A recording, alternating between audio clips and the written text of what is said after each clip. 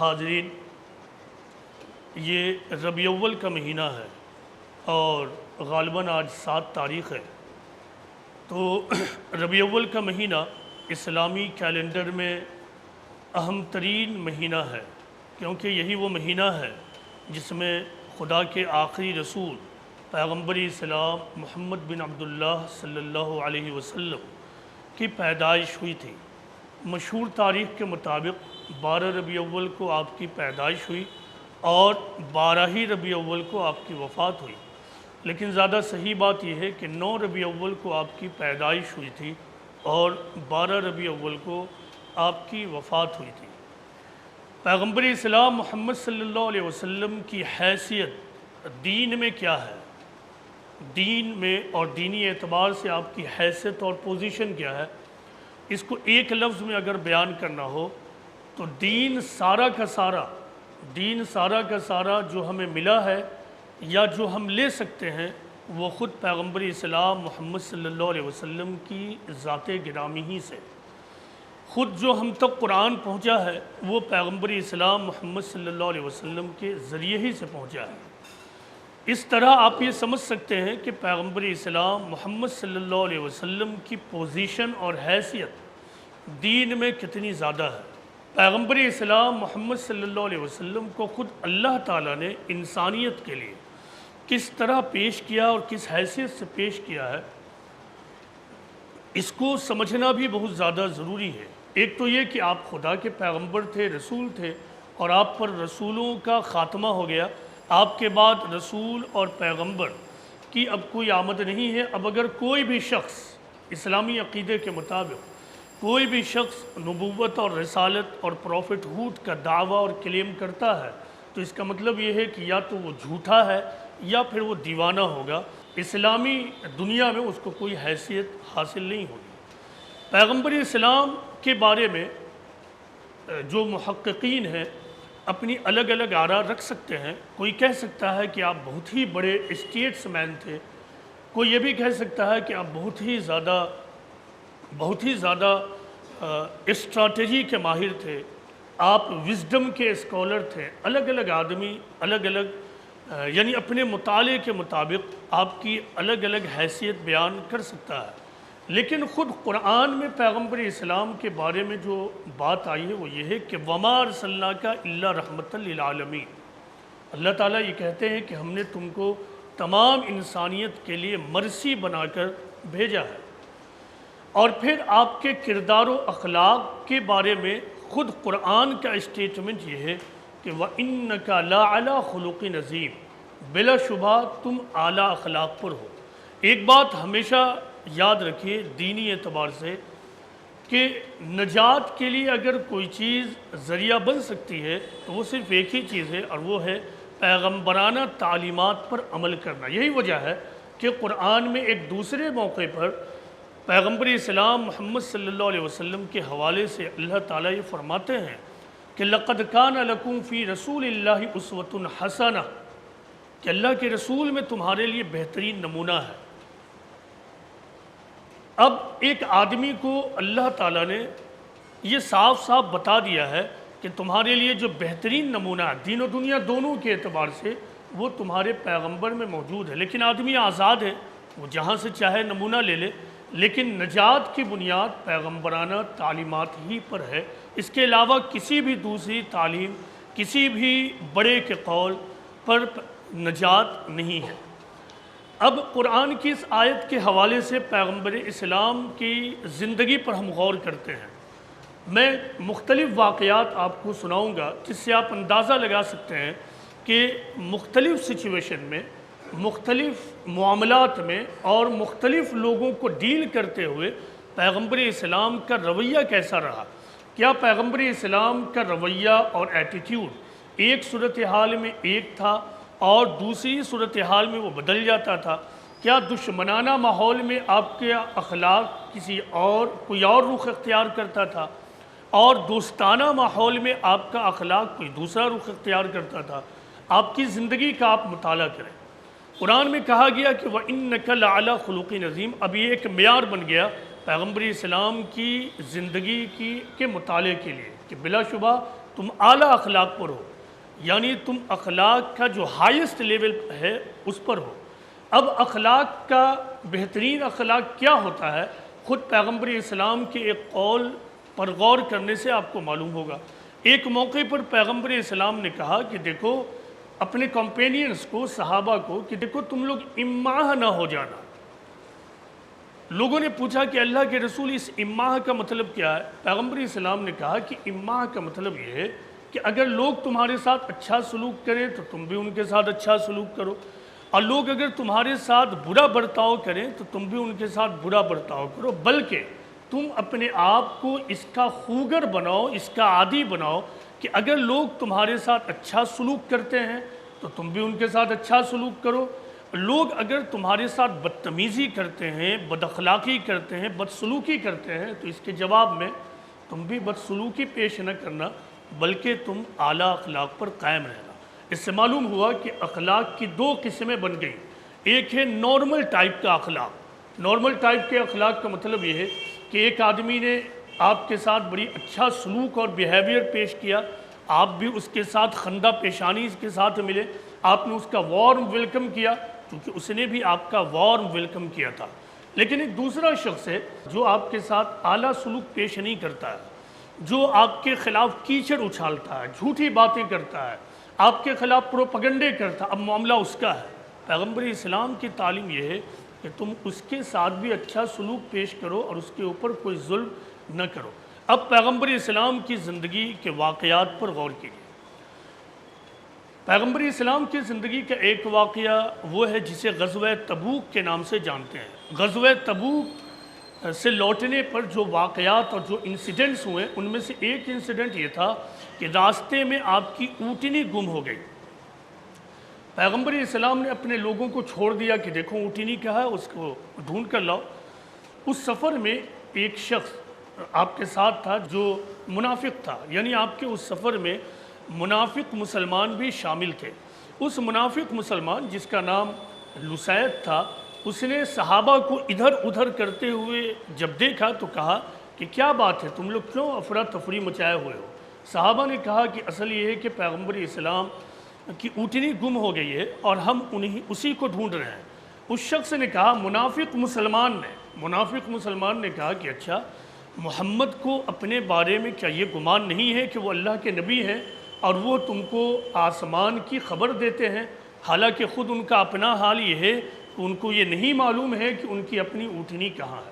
پیغمبر اسلام کو جب اس بات کی خبر ملی تو آپ نے لوگوں سے کہا کہ لوگوں، ایک شخص ہے جو یہ کہتا ہے کہ محمد کا کیا حال ہے، کیا وہ یہ نہیں سوچتے ہیں کہ وہ نبی ہیں اور آسمان کی خبریں سناتے ہیں، اور خود ان کا اپنا حال یہ ہے کہ ان کی اپنی اونٹنی گم ہے، ان کو معلوم نہیں۔ پیغمبر اسلام نے جواب دیا کہ لوگوں، خدا کی قسم، مجھے بس اتنا ہی معلوم ہوتا ہے جتنا اللہ نے مجھے بتا دیا ہے، اور اللہ نے مجھے اب بتا دیا کہ میری اونٹنی کہاں ہے، اس وادی کے فلاں گھاٹی میں میری اونٹنی ہے، جاؤ تم اس کو لے کر چلے آؤ۔ لوگ جاتے ہیں اور پھر اس گھاٹی میں پہنچتے ہیں، اونٹنی ملتی ہے، وہ اونٹنی لے کر چلے آتے ہیں۔ اس واقعے پر غور کیجئے، واقعہ کس کا تھا؟ ایک منافق مسلمان کا تھا، یعنی ایک اینیمی تھا، دشمن تھا۔ اس شخص نے بظاہر آپ کے خلاف گستاخی کی تھی، یعنی وہ شتم رسول کا مرتکب تھا۔ قرآن میں کوئی ایسی آیت اتر جانی چاہیے تھی کہ ایسے شخص کو قتل کر دیا جائے کیونکہ یہ گستاخ رسول کا مرتکب ہوا ہے۔ نہ تو قرآن میں ایسی کوئی آیت اتری، نہ پیغمبر اسلام نے اس کے بارے میں یہ حکم جاری کیا کہ اس کو پکڑو، مارو اور قتل کر دو، بلکہ پیغمبر اسلام نے اس کے کہے کو اور کریٹیسزم کو، کامنٹ کو سرے سے نظر انداز کر دیا اور صرف اصل واقعے پر فوکس کیا، اور جو بات تھی بس اس کو بیان کر کر چھوڑ دیا۔ یہ پیغمبر اسلام محمد صلی اللہ علیہ وسلم کا ماڈل ہے۔ اب دوسرا واقعہ سنیے۔ پیغمبر اسلام کے بارے میں جیسا کہ میں نے کہا کہ خود قرآن کا بیان ہے کہ آپ اعلیٰ اخلاق پر تھے۔ حضرت انس رضی اللہ عنہ راوی ہیں، وہ کہتے ہیں کہ ایک مرتبہ میں پیغمبر اسلام کے ساتھ ساتھ چل رہا تھا، آپ کے اوپر ایک چادر تھی، نجرانی چادر، جس کا بارڈر بہت خوبصورت تھا۔ ایک دیہاتی شخص آتا ہے اور اس چادر کو کھینچ کر کہتا ہے کہ اے محمد، جو مال تمہارے پاس ہے اس میں سے مجھے بھی دینے کا حکم دے دو۔ پیغمبر اسلام نے اس شخص کو دیکھا اور مسکرائے اور پھر حکم دیا کہ اس شخص کو مال دے دو۔ اب غور کیجئے کہ اس دیہاتی شخص نے آپ کے ساتھ کیا کیا۔ اس کا ایک پہلو یہ ہے کہ اس نے گستاخی کی، آپ کے ساتھ بدتمیزی کی۔ اس کا دوسرا پہلو یہ ہے کہ وہ شخص ایک ضرورت مند تھا، ایک نیڈی پرسن تھا۔ پیغمبر اسلام نے اس کے گستاخی کی عادت کو اور طریقے کو اگنور کیا، اور اس کے گستاخانہ طریقے کا رسپانس اپنے اسمائل اور مسکراہٹ سے دیا، اور اس کی ضرورت کو فوکس کرتے ہوئے آپ نے اس کے بارے میں حکم دے دیا کہ اس کو کچھ مال دے دو۔ یہ بات بھی یاد رہے کہ اس دیہاتی شخص کا کوئی قرض اور مال آپ کے پاس نہیں تھا، بلکہ وہ شوخی میں آ کر اور گستاخی کرتے ہوئے پیغمبر اسلام سے کہہ رہا تھا کہ تمہارے پاس یہ ہے، تم حکم دو کہ وہ مجھے مل جائے۔ پیغمبر اسلام کی زندگی کا جب آپ مطالعہ کریں گے تو پیغمبر اسلام دراصل ایسے ہی عادات اور ایسے ہی بیہیویئر کے عادی تھے۔ معاملات سخت سے سخت ہوتا تھا، لیکن آپ بہت ہی پرسکون رہتے ہوئے معاملے کے اصل پہلو پر فوکس کرتے تھے۔ ہمیشہ یاد رکھیے کہ جب کوئی معاملہ ہوتا ہے تو اس کا ایک پہلو یہ ہوتا ہے کہ اس سے آپ کو تکلیف ہوتی ہے، اس سے آپ کو صدمہ پہنچتا ہے، آپ کے جذبات کو ٹھیس پہنچتا ہے، ایموشنل ہرٹ فیل کرتے ہیں آپ۔ پیغمبر اسلام کا ایسے موقع پہ طریقہ یہ تھا کہ آپ اپنے جذباتی تکلیف کو، ایموشنل ہرٹ اور پین کو اگنور کرتے تھے، نظر انداز کر دیتے تھے، اور اصل معاملے پر فوکس کرتے تھے۔ آپ کا یہی طریقہ تھا جس نے آپ کے اندر ایسی تسخیری قوت اور ایسی کیپٹیو پاور بھر دی تھی، جس نے بہت کم مدت میں ایک علاقے کو آپ کے اثر میں لا دیا، اور آپ کے اثر کو لوگوں نے قبول کیا۔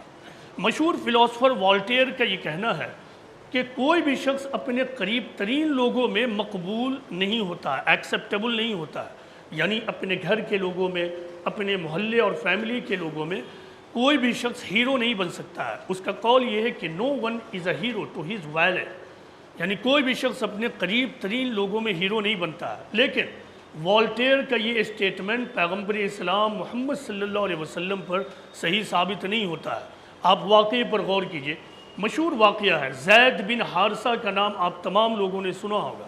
زید بن حارثہ دراصل آپ کے غلام تھے۔ زید بن حارثہ قبیلہ قلب سے تعلق رکھتے تھے۔ آپ کے والد کا نام تھا حارثہ بن شراحیل، آپ کی والدہ اور مدر کا نام تھا سدہ بن سالبہ۔ وہ قبیلہ طے کے برانچ مان سے تعلق رکھتے تھے، قین سے تعلق رکھتی تھی۔ جب آپ 8 سال کے تھے تو آپ کی ماں اپنے میکے جا رہی تھی، راستے میں جب وہ ایک پڑاؤ ڈالی ہوئی تھی، ان کا قافلہ پڑاؤ ڈالے ہوا تھا، تو پھر کچھ لوگوں نے پڑاؤ پہ حملہ کیا اور پھر لوٹ مار مچا دیا۔ پچھلے زمانے میں یہ عام بات تھی، قافلہ کہیں رکتا تھا اور پھر راہزنی ہوتی تھی، قافلہ کا لوٹ مار ہوتا تھا۔ لوٹ مار کرنے والے لوگ جو کچھ لے گئے ان میں سے زید بن حارثہ بھی تھے، اور ان لوگوں نے زید بن حارثہ کو لے جا کر مارکیٹ میں سیل کر دیا۔ زید بن حارثہ کو حضرت خدیجہ رضی اللہ عنہا کے بھتیجا نے خریدا، اور پھر ان کو خرید کر حضرت خدیجہ کی خدمت میں لا کر دے دیا۔ جب حضرت خدیجہ کا نکاح پیغمبر اسلام سے ہوا تو حضرت خدیجہ نے یعنی زید بن حارثہ کو خادم کے طور پر پیغمبر اسلام کو سونپ دیا۔ اس وقت زید بن حارثہ کی ایج مور اور لیس 15 سال تھی۔ اب وہ رہنے لگے۔ کچھ دن گزرا تو زید بن حارثہ کی فیملی کو، باپ اور چچا کو اس کی خبر مل گئی۔ وہ لوگ آپ کے پاس پہنچتے ہیں اور کہتے ہیں محمد، وہ جو لڑکا ہے آپ کے ساتھ وہ ہمارا بیٹا ہے، آپ اسے ہمارے حوالے کر دیجئے، اور اس کی قیمت جو بھی آپ مانگیں ہم اسے ادا کرنے کے لیے تیار ہیں۔ پیغمبر اسلام نے کہا کہ مجھے کوئی بھی قیمت نہیں چاہیے، اگر لڑکا جانا چاہے تو وہ تم لوگوں کے ساتھ جا سکتا ہے۔ پیغمبر اسلام نے زید بن حارثہ کو بلایا اور کہا کہ دیکھو تم کیا ان لوگوں کو پہچانتے ہو؟ زید بن حارثہ نے کہا کہ ہاں، یہ میرے باپ اور چچا ہیں۔ پیغمبر اسلام نے کہا کہ یہ تمہیں لے جانا چاہتے ہیں، اگر تم جانا چاہو تو چلے جاؤ۔ زید بن حارثہ نے کہا کہ نہیں، میں ان لوگوں کے ساتھ نہیں جاؤں گا، آپ ہی کے ساتھ رہوں گا۔ اب اتنا سننا تھا، آپ غور کیجئے کہ ایک باپ جب اپنے بیٹے کے منہ سے سنے کہ ان کا بیٹا کسی اس طرح کے لوگوں کے ساتھ جڑ گیا ہے، دینی کام کرنے والوں کے ساتھ، یا اس طرح کے کسی بھی شخص کے ساتھ جڑا ہوا ہے اور اس طرح کا جڑاؤ ہے کہ وہ پیچھے نہیں ہٹنا چاہتا، تو کیفیت کیا ہوتی ہے؟ باپ اور چچا بپھر گئے اور کہا کہ تم آزادی کے مقابلے میں غلامی کو ترجیح دیتے ہو۔ زید بن حارثہ نے کہا کہ خدا کی قسم محمد کی پرسنالٹی اور کیریکٹر کو دیکھنے کے بعد میں کسی بھی دوسرے شخص کے پاس نہیں جا سکتا ہوں۔ یہ پیغمبر اسلام کے کردار اور کیریکٹر کے بارے میں آپ کے قریب ترین شخص کی گواہی یہ ہے، وٹنس۔ یعنی پیغمبر اسلام کی امیج نہ صرف دور کے لوگوں میں بہت بڑی تھی، دور کے لوگ جو آپ کے گھر کے نہیں تھے، آپ کے کمپینینز نہیں تھے، ان میں آپ کا کیریکٹر بہت اچھا تھا، بلکہ آپ کے جو قریب ترین لوگ تھے، کلوزسٹ لوگ، آپ کے غلام، آپ کی بیویاں، آپ کے بچے، آپ کی فیملی کے لوگ، فرینڈز، ان کے درمیان بھی آپ کا اخلاق بالکل اوپن بک کی طرح تھا، اور سب لوگ جانتے تھے کہ پیغمبر اسلام کس کردار کے مالک ہیں۔ پیغمبر اسلام کی یہ کچھ واقعات ہیں جس میں آپ نے دیکھا کہ ایک واقعے میں دشمن کو فیس کیا، ایک واقعے میں اجنبی کو آپ فیس کرتے ہوئے نظر آ رہے ہیں، تیسرا واقعہ آپ کے ایک غلام کا تھا۔ اب اور واقعات سنیے۔ طائف کا واقعہ آپ میں سے اکثر لوگوں نے سنا ہوگا، اکثر بولنے والے اس واقعے کو سناتے ہیں۔ اس واقعے میں اتنی زیادہ گرمی ہے کہ واقعی کوئی مومن ہو تو اس قسم کے واقعات کو سننے کے بعد وہ خالص دنیا دار بن کر نہیں رہ سکتا ہے۔ پیغمبر اسلام کی زندگی کی وہ سخت ترین شام تھی جبکہ ابو طالب کے انتقال کے بعد آپ طائف کا رخ کرتے ہیں، وہاں آپ جاتے ہیں تاکہ وہاں کے رئیس اور لیڈرز سے ملاقات کریں اور ان کے سامنے اپنی بات رکھیں اور ان کو اپنا ہم نوا اور اپنا سپورٹر بنا سکیں۔ قدیم زمانے میں یہ کلچر تھا کہ کوئی بڑا کام اگر کرنا ہے تو علاقے کے بڑے لوگوں کا سپورٹ حاصل ہونا ضروری تھا۔ اسی مقصد کے خاطر پیغمبر اسلام گئے تھے۔ پیغمبر اسلام وہاں جاتے ہیں، رئیسوں نے سپورٹ کا اعلان کرنا تو دور کی بات ہے، ان لوگوں نے طرح طرح کے سوالات آپ پر داغ دیے۔ کچھ نے کہا کہ تم اللہ کے پیغمبر، کہ اللہ کو کوئی اور نہیں ملا تھا؟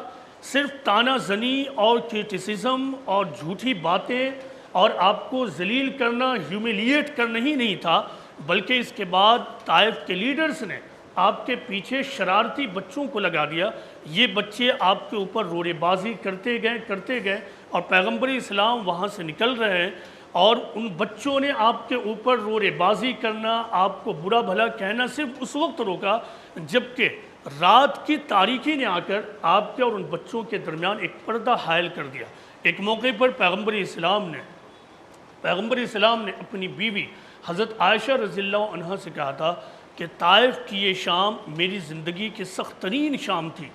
اس سخت ترین موقع پر، اس لنچنگ کے موقع پر، اس طرح کے موب اور بھیڑ جو گھیر کر لوگوں کو مارتے ہیں، ستاتے ہیں، ایسے سخت ترین موقع پر بھی پیغمبر اسلام کا رسپانس کیا تھا؟ کیا رہا ہوگا؟ جن لوگوں کو یہ واقعہ نہیں معلوم ہے وہ سوچیں اپنے ذہن سے کہ آپ کا رسپانس کیا رہا ہوگا۔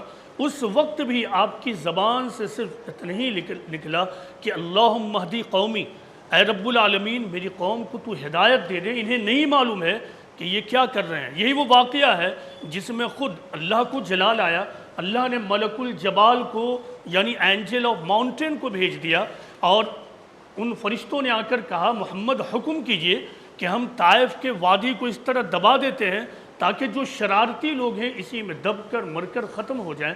پیغمبر اسلام نے کہا کہ نہیں، مجھے امید ہے کہ ان کی آنے والی نسلوں میں، ان کی آنے والی جنریشن میں ایسے لوگ پیدا ہوں گے جو حق کو قبول کریں گے اور اللہ کے پیغام کو اپنائیں گے۔ بات کی تاریخ بتاتی ہے کہ ایسا ہی ہوا۔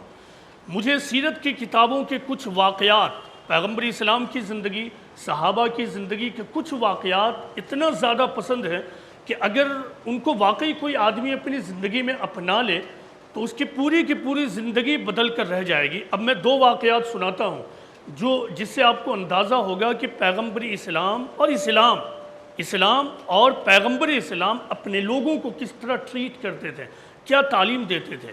اسلامی تاریخ کا ایک واقعہ وہ ہے جسے واقعہ افک کہتے ہیں۔ واقعہ افک ہوا یہ تھا کہ غزوہ بنی المصطلق سے لوٹنے کے بعد مختصر یہ ہے کہ حضرت عائشہ رضی اللہ عنہ قافلے سے پیچھے چھوٹ گئی تھی اور سارے کے سارے لوگ مدینہ پہنچ گئے۔ جب سارے لوگ مدینہ پہنچ گئے تو مدینہ کے جو کفار تھے، مشرکین تھے اور منافق مسلمان، یاد رکھیے گا صرف کفار و مشرکین نہیں، منافق مسلمان یعنی مسلمانوں کے بھیڑ میں مسلم چہرہ رکھنے والے بدماش اور شریر قسم کے بددین قسم کے لوگ، ان میں سے ایک تھا عبداللہ بن ابی یعنی منافق مسلمان، وہ اور اس کے لوگوں نے حضرت عائشہ رضی اللہ عنہا کے بارے میں بری بری باتیں پھیلانی شروع کر دی، حتیٰ کہ بدکاری کا الزام لگا دیا۔ جو لوگ اس پروپیگنڈے سے متاثر ہوئے تھے ان میں مصطح بن اساسہ بھی تھا۔ مصطح حضرت ابو بکر رضی اللہ عنہ کا ریلیٹو تھا، اور حضرت عائشہ رضی اللہ عنہ حضرت ابو بکر کی معصوم بیٹی، ایک باپ پر کیا گزرے گی؟ ہر باپ یہ سوچ سکتا ہے جب اس کی معصوم اور پاک دامن بیٹی کے اوپر معاشرے میں اوچھی باتیں لگانی شروع ہو جائے تو ایسے باپ پر کیا گزرے گی۔ حضرت ابو بکر پر بھی وہی فطری احوال گزرے، نیچرل جو کیفیت ہوتی ہے وہ ہوئی، اور اس کے نتیجے میں آپ نے یہ ڈیسیزن لیا کہ اب میں مصطح کی مدد نہیں کروں گا۔ اصل یہ ہے کہ مصطح ایک غریب آدمی تھا، اس وجہ سے ابو بکر صدیق ہر مہینے کچھ فائنانشیل سپورٹ کیا کرتے تھے۔ اب اس پروپیگنڈے میں خود مصطح بھی شامل تھا۔ اب ابو بکر نے یہ قسم کھا لیا کہ میں اس کی مالی مدد نہیں کروں گا، لیکن عین اسی وقت سورہ نور میں آیت اتر گئی، اللہ تعالیٰ کی وحی اتر گئی کہ وَلَا يَأْتَلِ أُولُو الْفَضْلِ مِنْكُمْ وَالسَّعَةِ أُولُو الْقُرْبَى، الی آخری آیا کہ تم میں سے جو لوگ صاحب فضل ہیں یعنی دولت مند ہیں، جن کے پاس کشادگی ہے، انہیں نہیں چاہیے کہ وہ قسم کھا لیں کہ وہ ضرورت مندوں کی، ہجرت کرنے والوں کی اور یتیموں کی مدد نہیں کریں گے، بلکہ ان کو چاہیے کہ وہ معاف کر دیں اور درگزر کریں۔ اور جو آیت کی آخری بات ہے وہ یہ ہے کہ کیا وہ نہیں چاہتے ہیں کہ اللہ ان کے گناہوں کو معاف کر دے؟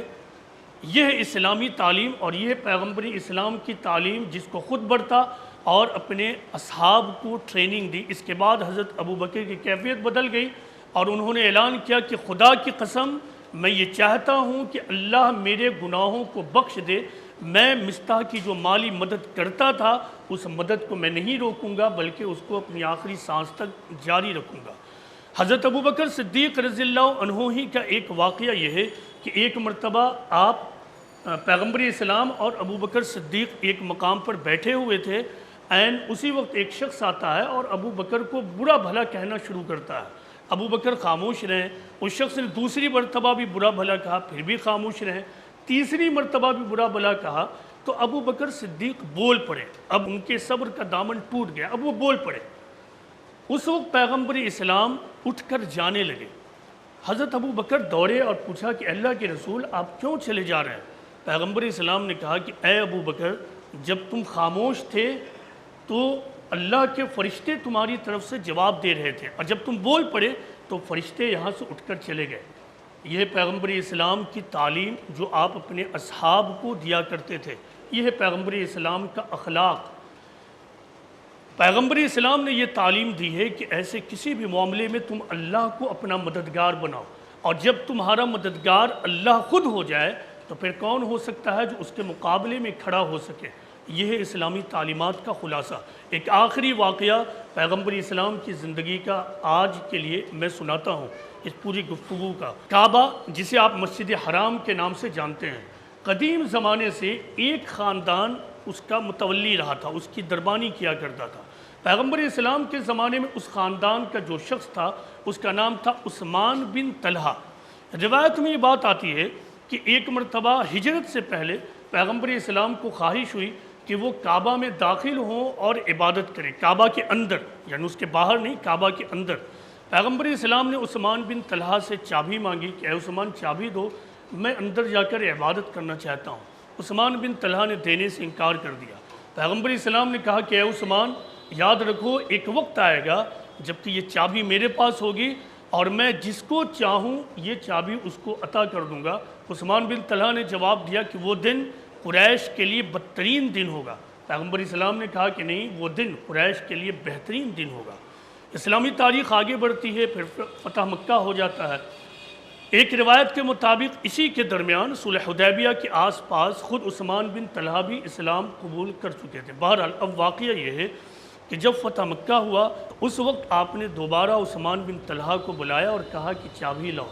چابی انہوں نے دیا، آپ چابی لے کر کعبہ کے اندر جاتے ہیں، کچھ دیر تک وہاں رہتے ہیں، پھر باہر نکلتے ہیں۔ روایت میں یہ بات آتی ہے کہ اس وقت آپ کی زبان پر یہ قرآن کی آیت تھی جس کا ترجمہ تھا کہ امانت داروں کے حوالے کر دو، آج امانت داروں کے حوالے کر دو، اور پھر اعلان کیا عثمان کو بلاؤ۔ اس وقت حضرت علی رضی اللہ عنہ بھی تھے۔ یاد رکھیے حضرت علی کا جو رول ہے اسلامی تاریخ میں، مزید یہ کہ وہ آپ کے ریلیٹیو، اس سے بھی آگے بڑھ کر آپ کی بیٹی اور صاحبزادی کے شوہر، آپ کے داماد حضرت علی کہتے ہیں اے اللہ کے رسول، آپ پر اللہ کی رحمت ہو، ہم بنو ہاشم پہلے ہی سے کعبہ میں زائرین کو پانی پلایا کرتے ہیں، آج کلید برداری یعنی چابی سنبھالنے اور متولی کی حیثیت بھی ہمیں عطا کر دیجئے۔ پیغمبر اسلام نے حضرت علی کا کوئی جواب نہیں دیا اور کہا عثمان بن طلحہ کہاں ہیں؟ وہ بلائے گئے اور ان کے ہاتھ میں آپ نے چابی تھمایا اور کہا کہ اے عثمان، آج وفا اور سلوک کا دن ہے، یہ لو چابی تم اپنے پاس رکھو، اور قیامت تک کوئی بھی شخص تم سے یہ چابی نہیں چھینے گا، اور یہ چابی تمہارے پاس موروثی طور سے موجود رہے گی۔ یہ واقعہ آپ کو کیا بتا رہا ہے؟ یہ واقعہ آپ کو بتا رہا ہے کہ سخت ترین دشمنی کے حالات میں بھی اسلامی تعلیم یہ ہے کہ لوگوں کی بد اخلاقی، بد کرداری کے باوجود اس کی جو کچھ امانت تمہارے پاس ہے اس کو حوالے کیا جائے گا، امانت میں کوئی بھی خیانت نہیں کی جائے گی۔ یہ اسلامی تعلیم، یہ پیغمبر اسلام محمد صلی اللہ علیہ وسلم کی زندگی کی ایک جھلک تھی۔ اس طرح کے بے شمار واقعات سیرت کے کتابوں میں پڑے ہوئے ہیں، سیرت کی کتابوں کو اٹھائیے اور پڑھیے۔ دراصل آپ کا یہی طریقہ تھا جس طریقے کو اختیار کر کر آپ نے ایک دنیا پر فتح حاصل کی۔ یاد رکھیے کہ تلواروں کے ذریعہ، بندوقوں کے ذریعہ حاصل کی ہوئی فتح تھوڑے دیر کی ہوتی ہے، لیکن جو فتح لوگوں کے دلوں پر حاصل ہوتا ہے وہ فتح قیامت تک باقی رہتا ہے۔ پیغمبر اسلام اور اسلام کی تعلیم یہی ہے۔ اللہ سے یہ دعا ہے کہ اللہ تعالیٰ اس سیرت کے مہینے میں، ربیع اول کے مہینے میں، ہم تمام مسلمانوں کو یہ توفیق دے کہ ہم زیادہ سے زیادہ پیغمبر اسلام کی زندگی کا مطالعہ کریں، آپ کی سیرت پر غور کریں۔ وما علینا الا البلاغ المبین۔